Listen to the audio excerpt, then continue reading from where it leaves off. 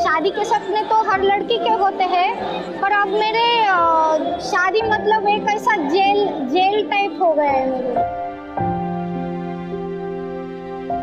मेरी मांग सरकार से कि मेरे पति को यहाँ पे लाया जाए, जिन लोगों ने हमको बिना किसी कसूर के सजा दे रखी है।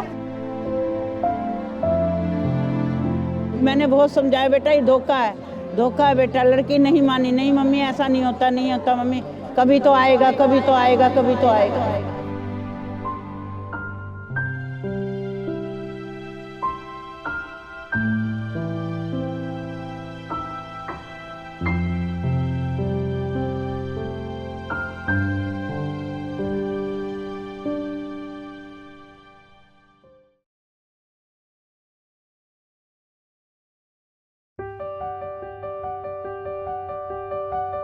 ये मेरे रिलेटिव्स में की है, क्लोज रिलेटिव, और उनके घर से मेरे घर पे रिश्ता आया था। रिश्ता आने के बाद वो मुझे 2 बार देख के गया घर पे।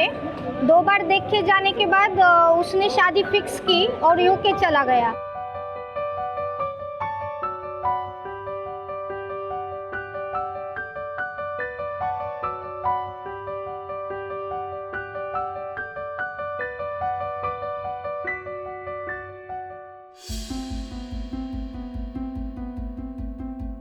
टू टाइम्स उसने विजिटर वीज़ा किया, डिपेंडेंट वीज़ा के एवजी उसने विजिटर वीज़ा किया। और जब 3rd टाइम मैंने मेरे पापा को बोला कि मुझे कुछ तो गलत दिखाई दे रहा है, जब डिपेंडेंट करना चाहिए तो ये विजिटर नहीं कर रहा है।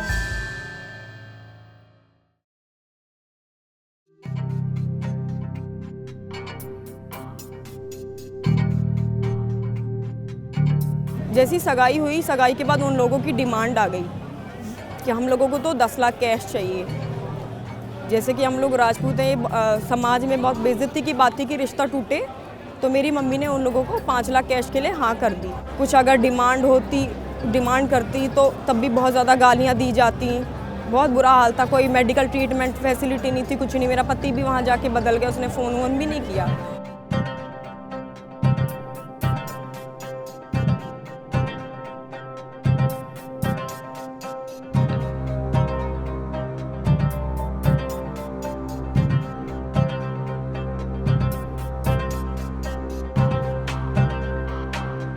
बच्चे का सवाल है, उसको भी अपना बाप चाहिए, वो मुझसे क्वेश्चन करने लगी है मेरा पापा किधर है, तो मैं उसे रिप्लाई नहीं कर पाती हूँ कुछ भी।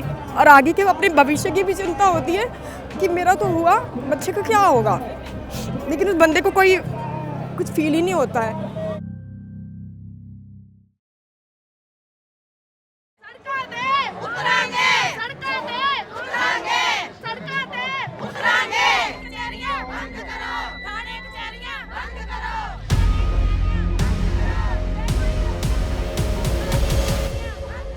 जो समन्स है वो दूसरी कंट्री में जाके सर्व नहीं होते हैं।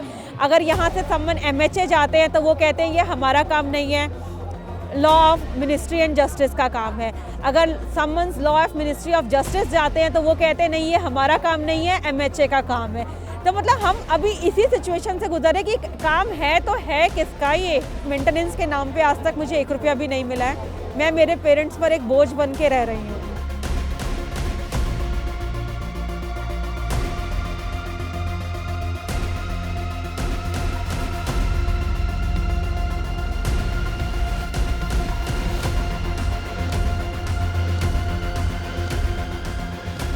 मेरे साथ मारपीट भी की गई और 48 दिन के बाद मेरे ये हस्बैंड ये इंश्योरेंस देके कि वो मुझे यहाँ से ले जाएंगे, मेरे सभी डॉक्यूमेंट्स वगैरह सब अपने साथ ले गए। तो मेरी इंडियन गवर्नमेंट से यही हाथ जोड़कर प्रार्थना है कि एटलीस्ट उन्हें यहाँ पर लेके आया जाए। वो अपना आके अगर वो इनोसेंट हैं तो अपने आप को इनोसेंट प्रूफ तो करें। हम यहाँ पर पासपोर्ट ऑफिस जाते हैं, ना पासपोर्ट इम्पाउंड हो रहा है, कुछ भी नहीं हो रहा है। 10-10 साल मतलब हमें हो गए हैं कोर्टों के चक्कर काटते हुए, और कितने साल हमें लगेंगे।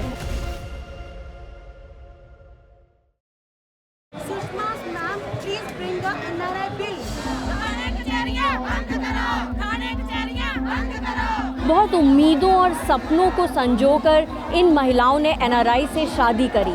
लेकिन आज ये चाहती हैं कि सरकार एक ऐसा कानून लेकर आए जिससे कि इनके पतियों के खिलाफ, जो कि इन्हें छोड़ चुके हैं, उनके खिलाफ फॉरेन कंट्रीज़ में भी क्रिमिनल प्रोसीडिंग्स इनिशिएट किया जा सके। I have read in the MHA guidelines there is the extradition and deportation against the absconded persons. They can do the extradition and deportation after the revocation of the passport.